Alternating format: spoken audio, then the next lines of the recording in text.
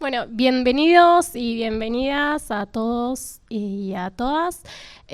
Vamos a ya dar inicio a esta charla que organizamos desde el Centro Político y Cultural Estación Obrera y nuestra agrupación juvenil La Revuelta. Esta charla sobre el triunfo de Trump y los desafíos de los trabajadores y de la juventud en este momento, en esta etapa y coyuntura. Bueno, esperemos que la puedan disfrutar. No voy a hablar mucho más que presentar ya para que empiece a hablar nuestro compañero y después invitarlos, además de escuchar al Tano, invitarlos también a hacer preguntas, a reflexionar de manera lo más colectiva posible, que sea realmente que nos sirva para un debate entre todos. Así que bueno, también quédense a esa instancia de la charla. ¿Estamos, no? No hay mucho más. Bueno, les presento acá a Eric el Tano Simonetti, que es nuestro compañero y dirigente de Estación Obrera y también profesor de filosofía. Gracias. Bueno, ¿qué tal, compañeras, compañeros? Bueno, hicimos esta charla porque nos parecía importante hacer un análisis y trazar algunas ideas de perspectiva y de política a partir básicamente del triunfo de Trump en las elecciones de Estados Unidos, un hecho político internacional de suma importancia, y también, o sea, aprovechar un poco este acontecimiento político para ordenar un poco algunas ideas sobre la situación política internacional, que viene estando bastante convulsionada. Todo el mundo habrá visto estos días cómo está escalando la guerra en Ucrania, así que eso también está muy interrelacionado y suma otro elemento más de desestabilización de la situación internacional. Entonces, nos parecía importante por los distintos debates que está habiendo sobre Trump. Acá en Argentina particularmente hay distintos sectores que hasta están entusiasmados positivamente, ¿no?, viendo como una especie de nacionalismo progresivo, ¿no? Hemos escuchado a algunas dirigentes importantes decir cosas así de Trump. Entonces nos parecía caracterizar, es muy importante para ubicar lo que está pasando, ¿no? Una primera cuestión que quería señalar es que un poco el contexto en el cual se da la llegada de Trump, esta segunda llegada de Trump al poder, que se da en un contexto político internacional bastante distinto al que se han vivido en las últimas décadas, ¿no? Es decir, si miramos un poco la película del desarrollo de la situación mundial, de la situación internacional, vemos que hay algunos elementos que vienen pasando en los últimos años que marcan un cambio de la situación mundial, ¿no? Voy a señalar algunos para ver en qué contexto gana Trump y por lo tanto expresión de qué fenómeno histórico es Trump y por lo tanto también cómo va a actuar en la situación política. El primer elemento es muy estructural y tiene que ver con la situación en la cual está el capitalismo en el mundo hoy. Nosotros venimos de haber atravesado el capitalismo en el año 2008 de una crisis económica muy fuerte, que fue una crisis que la anterior, más grande, fue la de la década de 1930. Esta crisis no llegó a tener esa profundidad, básicamente por el contrapeso económico que significó el crecimiento económico de China, que de alguna manera atenuó los desarrollos más depresivos y catastróficos de la crisis, pero que eso dañó el desarrollo, el crecimiento de la dinámica del capitalismo, y nunca llegó a recuperarse de una manera sostenida como había estado antes. Ese elemento es el elemento, digamos, más estructural. A ese elemento se le suma, después la economía creció todo, pero cuando se estaba de alguna manera estabilizando un poco, vino la pandemia. Y eso fue otro gran sacudón económico para la situación del capitalismo a nivel internacional, porque contrajo de un sacudón el comercio internacional y eso afectó a la producción económica, produciendo un fenómeno que no había estado en la dinámica del capitalismo de los últimos años, que fue el crecimiento de la inflación. Fíjense la palabra inflación, una palabra que nosotros venimos viendo en Argentina hace mucho tiempo, pero eso se transformó en un elemento económico internacional. Es decir, la escalada de suba de precios y los salarios siempre por atrás. Anotemos esto ahí para ir pensando por qué ganó Trump. En Estados Unidos la inflación fue muy fuerte todos estos años y los salarios en los últimos 4 años en los Estados Unidos cayeron un 20%. ¿No? Nosotros tuvimos este año 20 un 30 en un año, ellos en 4 años un 20%. Básicamente porque los salarios quedaron abajo de la inflación, ¿no? Ese elemento es un elemento fundamental. Entonces vos tenés un malestar acumulado a nivel internacional, producto de años donde el capitalismo no puede ofrecer ningún mejoramiento de las condiciones de vida, al contrario, un capitalismo que se volvió mucho más agresivo, mucho más ofensivo sobre la clase trabajadora y que empezó, por lo tanto, a tener expresiones políticas mucho más ofensivas, como las expresiones políticas de la extrema derecha, que son la expresión del ataque de un sector y en algunos lugares de la mayoría de la burguesía, de los capitalistas, para redoblar las condiciones de explotación, de opresión sobre la clase trabajadora. O sea, en ese contexto es el que estamos hoy. Entonces, fijémonos, un capitalismo con problemas en su desarrollo económico que incuba mucho malestar social, una inflación que deteriora las condiciones de vida y un dato interesante que es la expresión en el terreno político de ese malestar. El otro día salió una nota en el Financial Times que decía, tomando un estudio muy interesante, que decía que en este año hubo hubo récord mundial de elecciones legislativas y de presidentes en todo el mundo, ¿no? Bueno, un dato político que hay que tenerlo muy en cuenta para entender qué está pasando en el mundo, que es que por primera vez desde la Segunda Guerra Mundial, casi todas las elecciones que hubo, los oficialismos perdieron apoyo político electoral. Es universal este rasgo.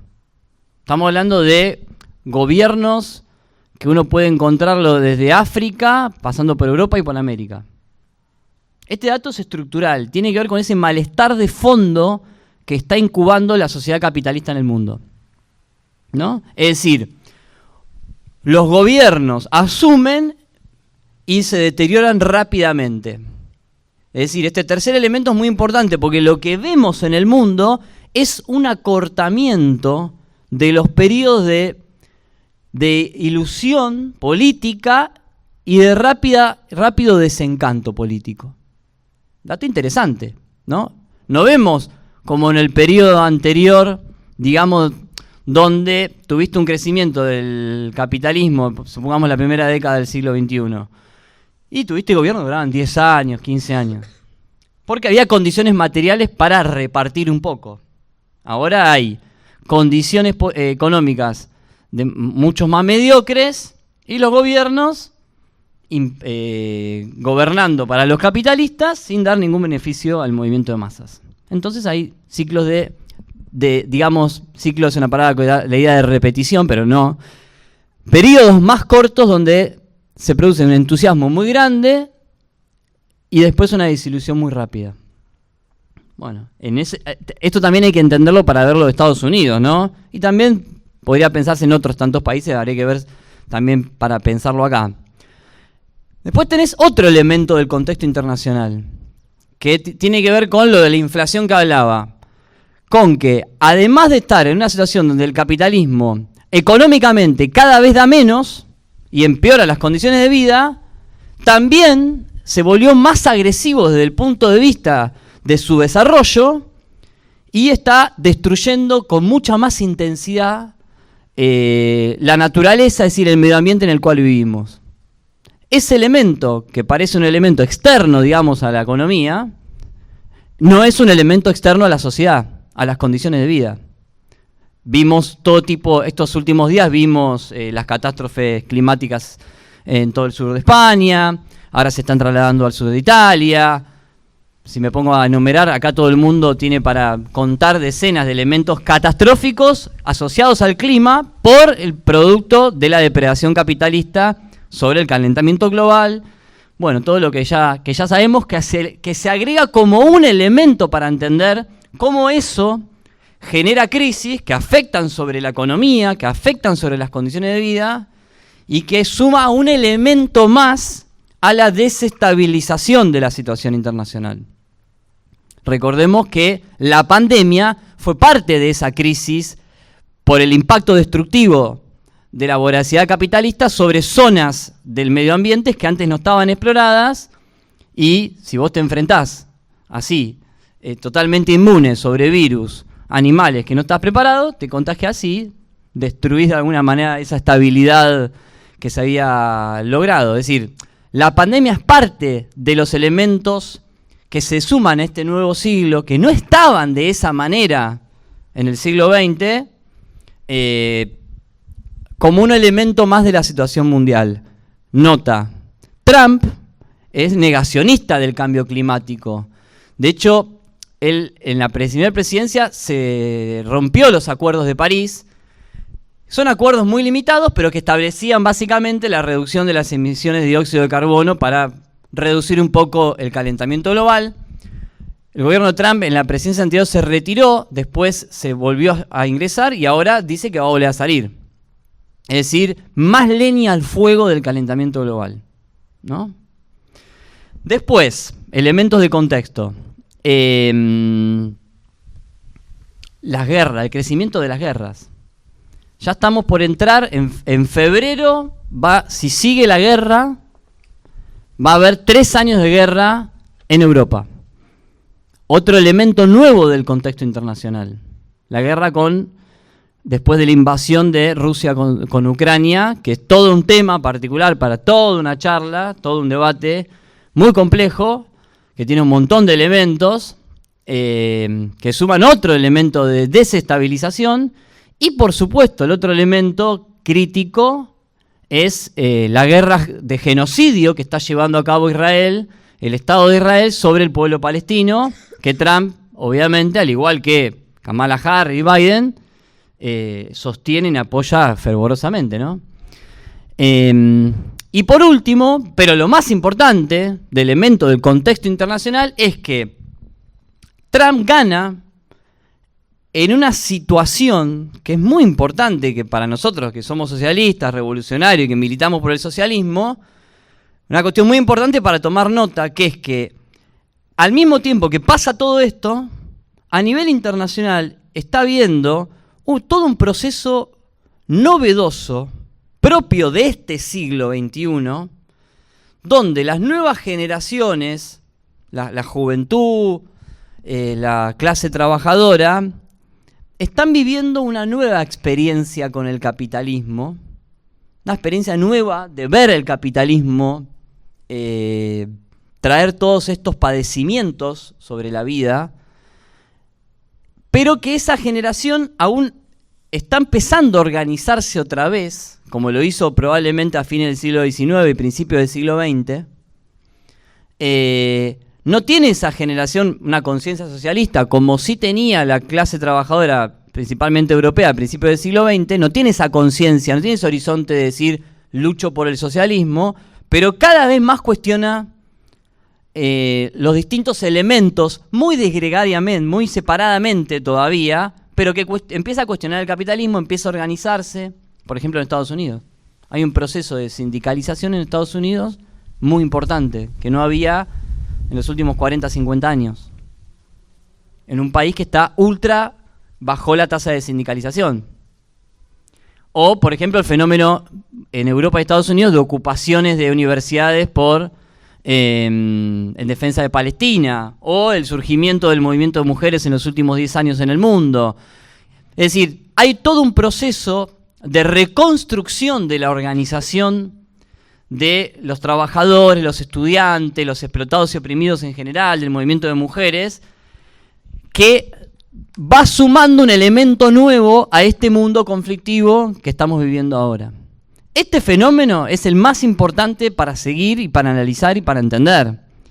Y es una nueva generación que no carga sobre sus espaldas el haber vivido la derrota que vivieron las generaciones pasadas de haber luchado bajo distintas estrategias por el socialismo y de haber visto cómo se derrumbaba esa caricatura burocrática y autoritaria que fue el supuesto socialismo en Rusia, la caída del muro de Berlín. Bueno, estas generaciones no vivieron esa experiencia de derrota, sino que están de alguna manera liberadas para volver a construir el socialismo. Todavía no está en su horizonte, en su conciencia y tampoco en su organización política, pero tiene todo eso por delante. Entonces ese elemento es fundamental. Lo quiero destacar bastante porque muchas corrientes políticas solamente hoy ven en la situación internacional el lado de la extrema derecha, el lado del ataque, que es la tónica central. Es cierto esa. Hoy, y de hecho la primera definición del triunfo de Trump es que fortalece la tendencia internacional del crecimiento de la extrema derecha. Ese es un elemento central. No verlo sería de una ceguera y una subestimación completa de lo que significa eso, que significa concretamente que es la burguesía reaccionando, pasando a la ofensiva. Eso es la extrema derecha. Pero que ese elemento, que es uno de los dos lados de la situación internacional, tiene la contracara. Por eso cuando ganó Trump la primera vez, ya hace 8 o 9 años, al otro día que ganó Trump, tuviste 1 millón de mujeres en las calles respondiéndole. Ese es el otro Estados Unidos que hay, que está ahí por abajo, que después protagonizó la rebelión de Black Lives Matter, bueno, todo ese evento de ese tipo. Entonces, Trump gana en un mundo que es bastante distinto, que está entrando de alguna manera en un nuevo momento internacional. El ministro cuando empezó la guerra en Ucrania, el ministro de guerra o uno de los ministros de Polonia, no recuerdo el cargo, dijo, se terminó la segunda posguerra mundial. Ahora entramos en un periodo de preguerra en Europa. Esa es una definición importante para ver cómo la burguesía europea, los dirigentes políticos de la burguesía, ven el mundo que se está gestando ahora, que ya no es el mundo de antes. O sea, no hay que ver más el mundo actual como una película repetida o como una prolongación del pasado o inclusive solo del presente. Se están gestando nuevas cosas. Entonces, esa definición, entramos en un periodo de preguerra, yo diría ya, bueno, de guerra y una guerra en Europa, muestra un elemento nuevo de la situación política donde hay más conflictividad entre los estados. Es decir, hay más enfrentamientos entre los estados y este es un elemento que Trump, vamos a empezar a definir un poco qué es Trump, ¿no? Cristina dijo el otro día, no sé si la escucharon, se le reía a Milei de que no entiende qué es Trump. Decía, qué tonto Milei, que no entiende que Trump es proteccionista, ¿no? Y él es liberal, cuando en realidad, claro, es proteccionista de un país que es imperialista. El nacionalismo proteccionista de un país imperialista es defender los intereses del imperialismo contra los de otros imperialismos y contra los países que oprime. Por eso Milei no es tonto. Trump es su amo que quiere defender a Estados Unidos y él es el esclavo, digamos, su siervo, que liberaliza la economía argentina semicolonial para entregársela a Estados Unidos. Es decir, que uno sea liberal y el otro proteccionista son dos caras de la misma moneda. Ahora, el nacionalismo de Trump es un nacionalismo que uno podría decir, en un país semicolonial como Argentina, puede tener elementos progresivos. ¿no? Por ejemplo, la defensa contra el imperialismo. Ahora, en Estados Unidos es ultra reaccionario. O sea, toda la política de Trump de volver a convertir a Estados Unidos en la potencia imperialista que supo ser hace 50 años atrás, cuando producía la mitad de la riqueza del mundo, cuando hoy produce un cuarto de la riqueza del mundo, o sea, esa pretensión de volver a hacer eso es una pretensión reaccionaria a nivel internacional. Porque es poner por encima eso contra los demás países del mundo que son sometidos económica, política y hasta militarmente por Estados Unidos. Entonces, no hay que dejarse engañar por eso, y lo planteo acá porque, bueno, hay corrientes, por ejemplo, del movimiento estudiantil que son del peronismo que festejan que gane Trump, una cosa delirante. Pero bueno, son los debates que hay que dar si están ahí planteados. Lo digo porque me lo han comentado los compañeros esto. Y además, Cristina, que es una dirigente muy importante del peronismo, lo dice públicamente. Entonces hay un problema que parece eso, irrisorio, pero de clarificación política de qué es Trump. No es solo un enemigo de la clase trabajadora y los oprimidos en Estados Unidos, sino del mundo. Y esto puede generar confusión porque, por ejemplo, Trump ganó con una de las cosas que dijo para ganar en Estados Unidos es que la inflación que se produjo todos estos años en Estados Unidos era culpa del gasto militar en Ucrania, por haber apoyado la guerra en Ucrania. Y eso entonces conectó con un sector que dijo, bueno, sí hay que terminar con la guerra en Ucrania. Entonces toda la verborragia de Trump es que él en un día, cuando asuma, que creo que asume el 20 de enero, por ahí, dice que en un día va a terminar con la guerra, ¿no? Entonces, bueno, imagínense con ese tipo de discursos demagógicos diciendo que termina con la guerra, se acaba con la inflación. Bueno, eso entusiasmó a un sector, lógicamente. Acá también escuchamos decir cosas así. Vamos a dolarizar la economía. ¿Se acuerdan que el presidente actual decía que iba a dolarizar la economía? Teníamos que discutir eso en las escuelas, que eso era un circo. Bueno, toda esa demagogia. Bueno, ahí conectó eso con la inflación y un sector, evidentemente, se entusiasmó con ese discurso. Entonces, cuando uno ve un poco... Digo, ahí tenemos un elemento importante para ver cómo fue conectando también Trump con un sector de la población importante. Entonces, cuando uno empieza a ver cuáles son las razones que llevaron a que gane Trump, empieza a encontrar eso, el malestar económico después de 4 años de pérdida del 20% del salario en Estados Unidos, una acumulación histórica en Estados Unidos de pérdida de las condiciones de vida. Es decir, las bases económicas, materiales de lo que antes era Estados Unidos, que era la promesa del sueño americano, todo eso ya no está más. Pero hay un sector que quiere volver a eso. Siempre los discursos de la vuelta hacia atrás tienen elementos reaccionarios.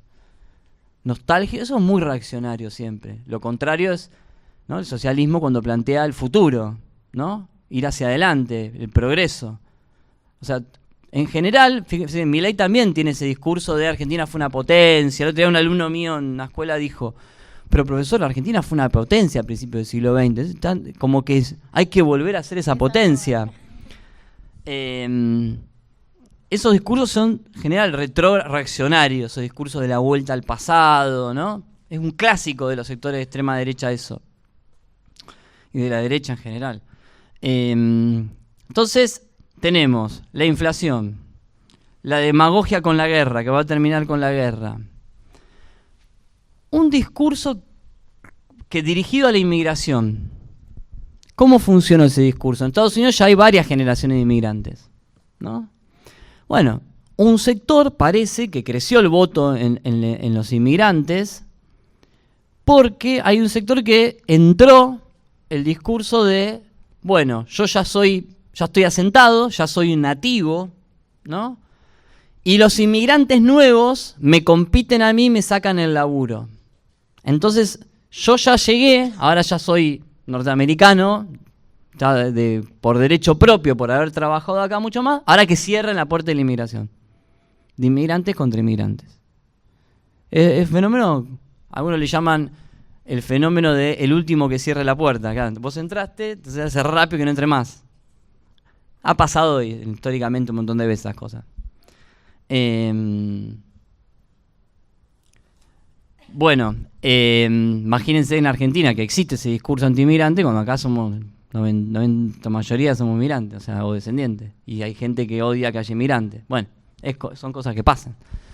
Ese discurso caló en un sector muy importante. Ahora, entonces Trump ganó. Después de 20 años que el Partido Demócrata no ganaba en el voto popular, es decir, la mayoría que votó lo votó a Trump. Ganó a nivel institucional el Parlamento, lo que le va a dar mucho más poder. Tiene el tribunal, los tribunales lo tienen de su lado, que lo salvaron de las causas de corrupción y abuso sexual que tiene. Es decir, gana con un poder mucho más fuerte que el que tuvo en la primera presidencia. Eso para tomar nota es importante ese elemento. Ahora, cuando uno analiza el voto que tuvo, uno empieza a ver que ganó Trump, pero más por la derrota del Partido Demócrata que por un triunfo propio. Los datos son muy interesantes. No me quiero confundir las cifras porque voy a decir cualquier cosa, pero las tengo acá. En el 2020, cuando Trump perdió contra Biden, había sacado 74 millones de votos. ¿Bien? Ahora sacó lo mismo. No creció electoralmente Trump. Es decir, todo el fracaso de los demócratas, el empeoramiento de las condiciones de vida, el apoyo terrible y vergonzoso al genocidio del pueblo palestino, la guerra en Ucrania, todo eso no hizo que Trump crezca electoralmente. Pero sí los demócratas se cayeron de forma estrepitosa. En el 2020 los demócratas habían sacado 81 millones de votos y ahora sacaron 70 millones de votos. Son casi 11 millones de personas que no fueron a votar. Algunos votaron a algún otro partido minoritario, pero la gran mayoría de los que no votaron a los demócratas esta vez no fueron a votar. Es decir, esto es muy importante, volviendo al elemento que yo decía hoy de las nuevas generaciones que están reconstruyendo su conciencia política. Bueno, hay todo un sector de la base del Partido Demócrata que le retiró el apoyo al Partido Demócrata, pero no giró a la derecha apoyando a Trump. Esto es lo más estratégico de todo acá. Es el dato más importante de todas las cosas que vamos a analizar hoy. ¿Por qué? Porque habla de que en Estados Unidos se está haciendo una experiencia a izquierda del Partido Demócrata, que es todo eso que hoy nombré yo, que son los sectores del movimiento estudiantil, de las universidades que hicieron las ocupaciones de universidades apoyando a Palestina. Y este dato no es solo un dato que hago de un análisis. Por ejemplo, esto es un dato muy importante, que también lo voy a tener que leer. En Michigan, en una ciudad que se llama Dearborn, que está la mayoría de la comunidad afroestadounidense, árabe, la mayoría de todos Estados Unidos están concentrados ahí. Biden había ganado ahí con el 70% de los votos en el 2020. Todo un sector que apoya la causa palestina, digo, ¿no? Biden había ganado con el 70% en el 2020. Ahora sacó el 40%, se derrumbó. Y los datos que después cuentan es que en la juventud, que todo un sector de la juventud más universitaria, de clase media, progresista, rompe con el Partido Demócrata por el apoyo al Estado de Israel, al genocidio en Palestina. Es decir, ese fenómeno existe y habla de una ruptura por izquierda, sumado a todos otros fenómenos como la sindicalización. Estados Unidos viene de todo un proceso de enormes huelgas en los últimos años, ¿no? Comparado, o sea, proceso de huelga que no se veía desde la época de la década del 70. Es decir, todo un sector que empieza un proceso, digamos, de empoderamiento sindical, ¿no? Movimiento de mujeres, Y, por ejemplo, otro dato que habla de este giro a la izquierda es que Bernie Sanders, que es del Partido Demócrata y terminó capitulando porque terminó apoyando a Kamala Harris, bueno, toda una vergüenza, pero que se ubica como a izquierda del Partido Demócrata, es una de las figuras más populares de Estados Unidos. No es un marginal, es una figura popular. Que lo marginaron de ser candidato, pero es una figura muy importante. Es decir, es alguien que marca agenda. Después de la derrota del Partido Demócrata, dijo que, bueno, lo que pasó acá fue que las partes enormes de la clase trabajadora le retiraron el apoyo. Digo, este dato es muy interesante porque habla de esta nueva época histórica que estamos atravesando, que es una época que no solo pasa en Estados Unidos, también lo vemos en Europa, probablemente en China es otro cantar, pero lo nombro porque China tiene el proletariado más grande del mundo, 400 millones de trabajadores tiene China. La India va a ser próximamente otro de los países con la clase obrera más grande de la historia. Y en China también tuvimos unas grandes oleadas de huelga en los últimos años, ya hace unos años atrás. Digo, de experiencias de reconstrucción de lo que es la lucha sindical, la lucha política. Es decir, en este mundo se está gestando. Quizá hoy estos fenómenos progresivos son más difíciles de ver porque están opacados por el giro a la derecha, ¿no? Pero también existen, ¿no? Entonces, evidentemente lo que está pasando, lo que empieza a pasar en Estados Unidos es que un sector centralmente de la juventud empieza a ver que el Partido Demócrata es un partido efectivamente que no lo representa, que representa más los intereses del imperialismo norteamericano, de los grupos de poder militar, que evidentemente que están atrás del Partido Demócrata, republicano también, digo, ahí se reparten. Pero por ejemplo, miren, este dato es muy, muy importante. En la guerra en Ucrania, Estados Unidos es de todo el dinero mandó 57.000 millones de dólares para financiar la guerra. 57.000 millones de dólares. No sé si esa cifra parecía, le hace acordar algo acá a Argentina. Es la guita que le dio el FMI a Macri, más o menos. Toda esa guita puso en la guerra de Ucrania Estados Unidos, ¿no? El segundo que puso más guita fue Alemania recién, puso 10.000 millones. Es decir, el peso que está teniendo Estados Unidos en la guerra de Ucrania de defensa del territorio frente a la invasión rusa es fundamental. Digo, eso ve la juventud norteamericana, mientras en simultáneo se deterioran sus condiciones de vida. Al mismo tiempo, la juventud norteamericana ve que se está haciendo un genocidio y lo ve por las redes, como todo el mundo hemos podido ver las imágenes en Gaza. Eso también lo ve, como su partido, que es progresista, hace eso. Digo, para ver un poco qué experiencia está haciendo esa juventud.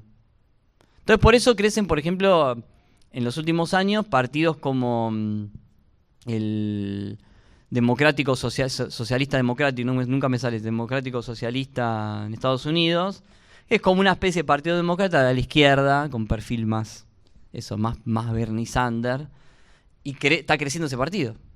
Es un partido a izquierda del Partido Demócrata, todavía minoritario todo, pero eso también crece, ¿no? Es un fenómeno muy, muy interesante.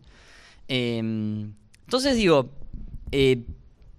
ahora Trump llegó al poder y todos los analistas indican que, bueno, Trump llega con un perfil político más radicalizado que la que tuvo en el primer gobierno. Es decir, un perfil más, de alguna manera, ofensivo, desde el punto de vista del programa político, de ataques que tiene pretendido hacer. Por ejemplo, Trump prometió echar a 11 millones de latinos de Estados Unidos y que lo va a hacer declarando la emergencia nacional para que lo haga el ejército. Bueno, vamos a ver. Imagínense lo que puede significar una acción de ese tipo. O sea, es la declaración prácticamente del estado de sitio. O sea, 11 millones de personas, deportarlas, es una locura completa. Bueno, después, lo designa a Elon Musk para que haga lo que está haciendo acá Sturzenegger. Es parecido a eso. Parece que tienen, para básicamente, como dicen acá, destruir el Estado desde dentro del Estado. Como achicar el Estado, ¿no? Y parece que tienen un plan de 300 decretos, ¿no? Tipo acá, como Milei con el DNU, para hacer todo tipo de reforma del Estado así de un saque los primeros días. O sea, todas medidas de carácter que acá le decimos clásicamente como bonapartistas, ¿no? Autoritarias. Medidas que ejerce el Poder Ejecutivo por encima del resto de los poderes de la sociedad, ¿no? Eso está ahí en planes, ¿no? Es decir, toda una serie de ataques a distintos derechos sociales y también medidas de control del aparato del Estado para que pasen más fuertemente el control del aparato del Estado al Ejecutivo. O sea, todas medidas que hablan de un gobierno más radicalizado, más ofensivo y al mismo tiempo más autoritario, ¿no? Cuenta con poderes para hacerlos. Al mismo tiempo tenemos que recordar siempre lo otro que venimos diciendo, que del otro lado tiene un movimiento de masas que no está derrotado en Estados Unidos, que lo más probable es que se le va a plantar contra toda una serie de medidas. ¿Sí? Después, eso en cuestiones internas. Después, a nivel internacional, las cosas son un poco más complejas. Por ejemplo, a nivel del Estado de Israel, firmeza a seguir apoyando con todo el genocidio con Palestina. Una política que es una política de Estado del imperialismo norteamericano. Ahora, con la guerra de Ucrania y Rusia, bueno, la retórica viene siendo de que Trump se va a oponer a la guerra. De que al menos, no sé si directamente oponer a la guerra, pero que no va a financiarla más. Y que va a terminarla en un día, porque si no tiene financiamiento norteamericano, Ucrania no dura 3 días. O sea, debería toda Europa girar a hacer un apoyo con todo para poder sostener que deje de apoyarlo a Estados Unidos. Ahí hay toda una cuestión muy, muy compleja, porque cuando Rusia invade Ucrania, en febrero del 22, lo cual nosotros rechazamos, nosotros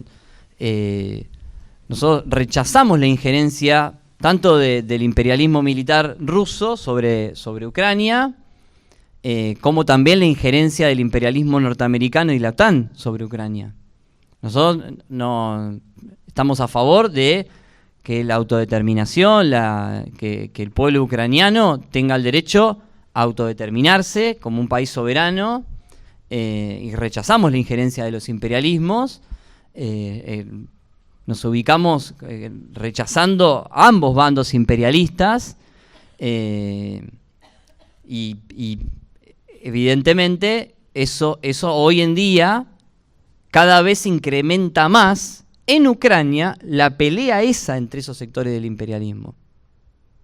Entonces, Biden, a pocos días de irse del poder, cuando Trump había prometido terminar con la guerra, el otro día anunció que le permite a Ucrania usar misiles de largo alcance, o sea, misiles que les había dado Estados Unidos, pero que ahora esos misiles pueden atacar parte del territorio ruso. O sea, Estados Unidos habilitó eso.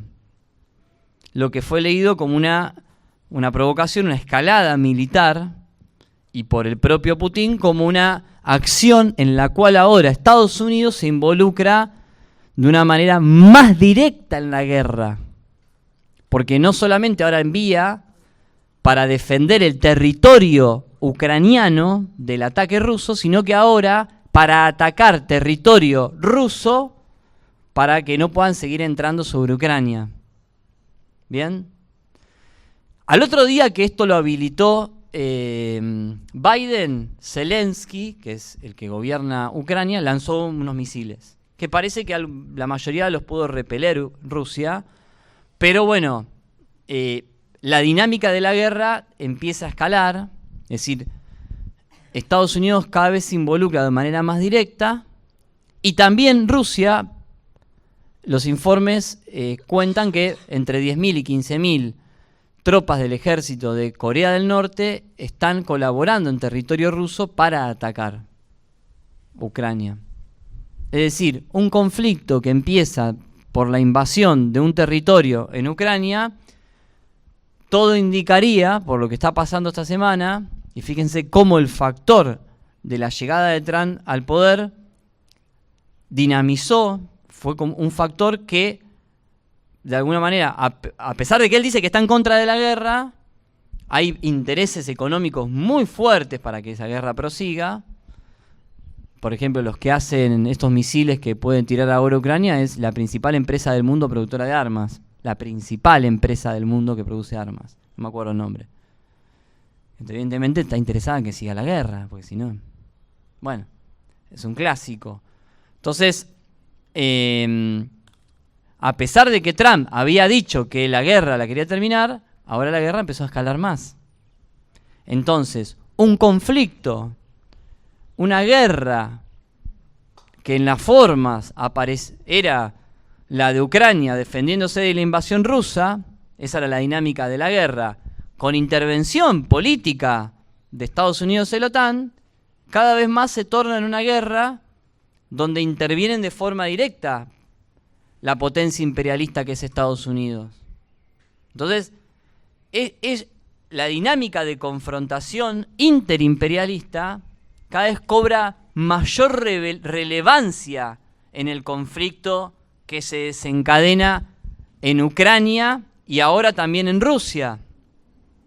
Es decir, cada vez más es una guerra no solo de invasión de Rusia, sino que también en territorio, no solo de invasión de Ucrania, sino también en territorio ruso.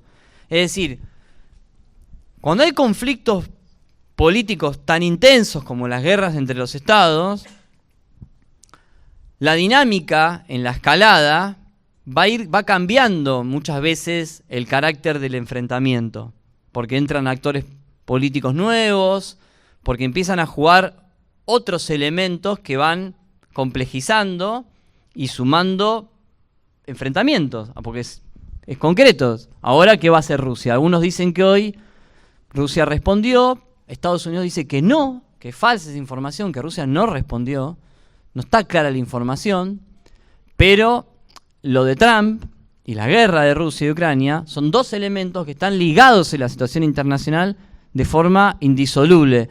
No se puede entender una cosa sin la otra.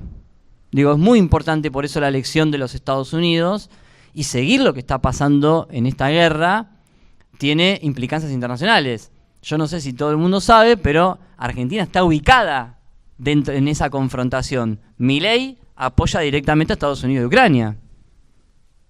Esa es nuestra ubicación geopolítica internacional de Argentina, está en ese lado, digamos, ¿no? En ese campo del enfrentamiento. Porque, como dice Milei, él hace todo lo que hace Estados Unidos, ¿no?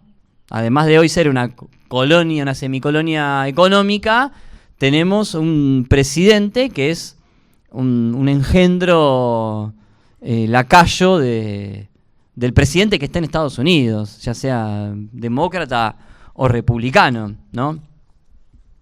Entonces, Trump asume la presidencia en un mundo muy complejo y muy conflictivo. Ese es un elemento central. En un mundo que va a tender a aumentar su conflictividad, que producto de la situación económica internacional y de las peleas interimperialistas va a tender a incrementar. Y acá hay otro elemento muy importante.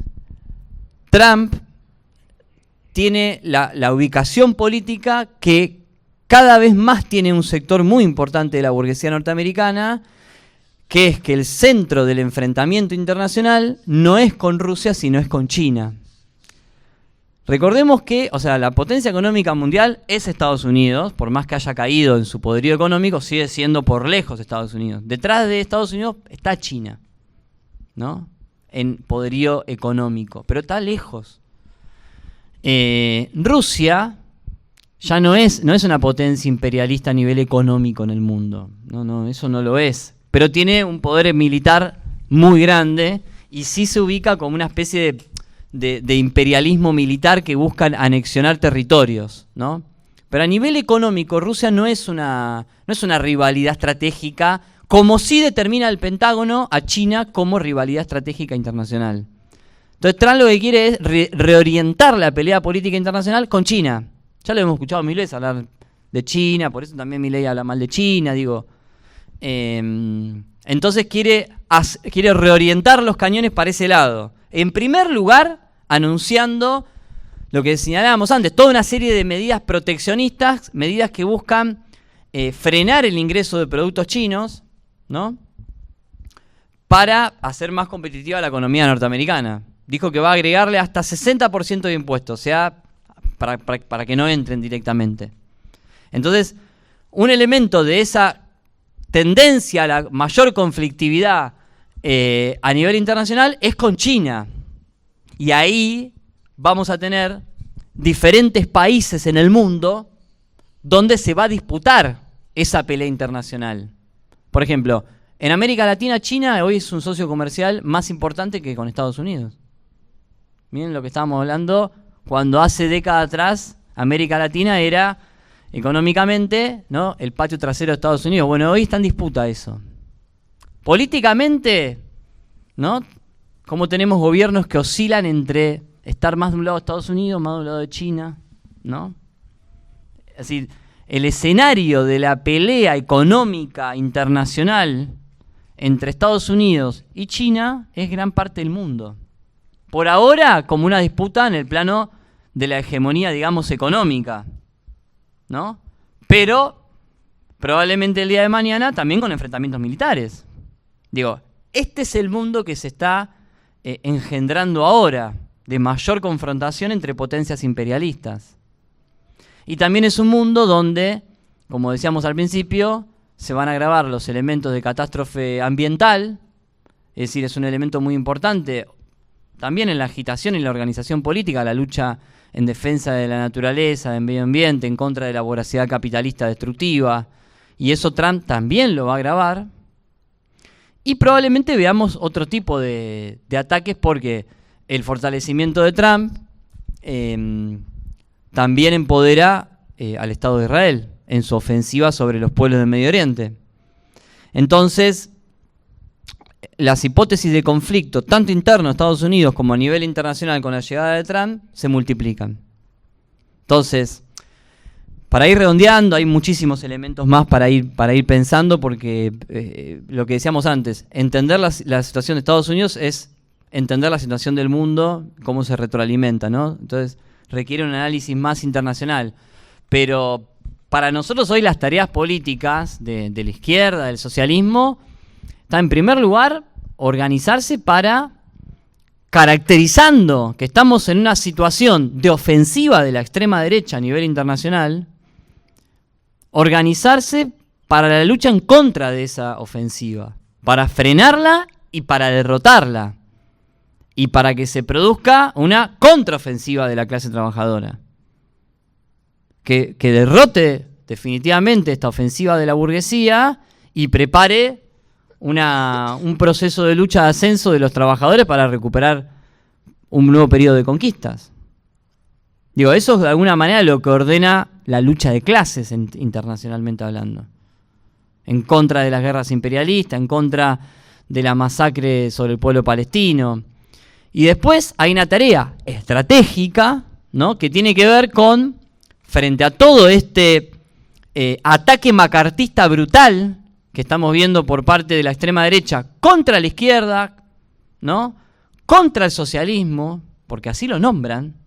Hoy una anécdota que hoy contaba, me pasó hoy a la mañana, estaba dando clase y les pregunto, bueno, empecé a hablar un poco de Marx, Nietzsche, última clase, no sé.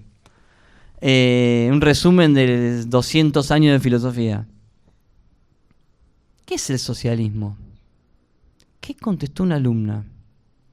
¿Qué es que los ricos se hagan más ricos? 18 años. Bueno, nadie más dijo nada. Nadie más dijo nada. Fíjense cómo cómo han deformado, o sea, del socialismo ser, después de la caída del muro de Berlín, autoritarismo, ¿no? Totalitarismo, entonces, ¿qué es? A lo que nosotros entendemos como capitalismo, que es que los ricos se hagan más ricos. No solamente una deformación, sino una inversión prácticamente, ¿no? Es decir, eso, contra eso que han instalado, ¿no?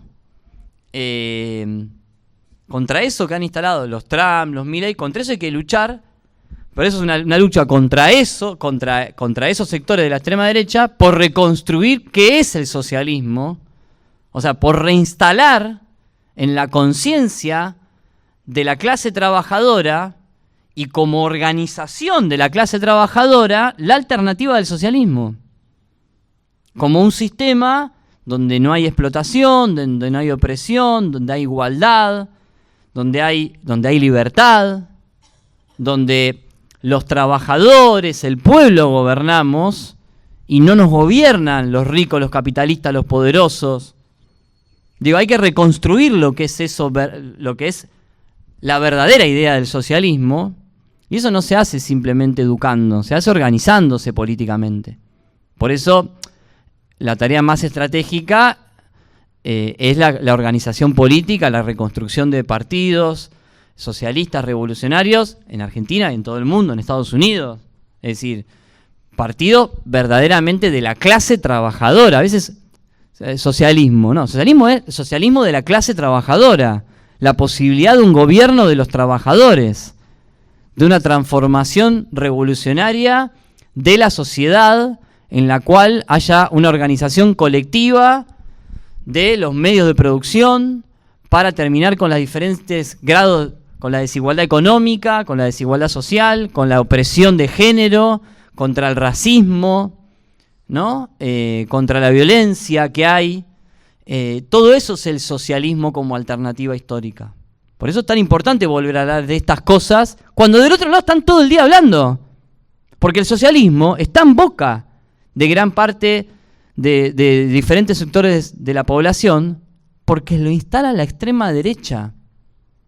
Bueno, entonces no es que hablar de esto es solo ideología, como se decía antes, propaganda ideológica. Ellos lo han transformado en un problema político. Porque cuando nosotros le explicamos a un trabajador que somos socialistas, ¿saben lo que ve en el trabajador? Alguien que quiere que un rico se haga más rico, como me dijo la estudiante hoy. Claro. Nosotros no somos eso, nosotros queremos que no haya más ricos, para que no haya más pobres. Entonces, hay un trabajo ahí importante que es político, porque es parte del ataque político que ellos hacen para demonizarnos, para atacarnos, para quitarnos derechos, para reprimirnos, para ilegalizarnos si hace falta. Entonces son parte de las peleas políticas, porque de alguna manera en el mundo que se está gestando hoy, el debate ideológico también es parte del debate político, no está escindido. Y no vamos a hablar solo de esto cuando hagamos una charla. Es decir, es parte de comprender que de alguna manera necesitamos construir una nueva conciencia política, una nueva organización política que tenga claridad estratégica de los objetivos que busca. Así que bueno, voy a dejar por acá, abrimos una conversación, así que bueno, gracias.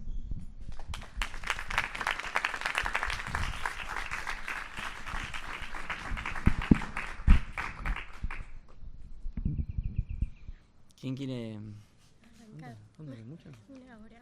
Ah. Re bien.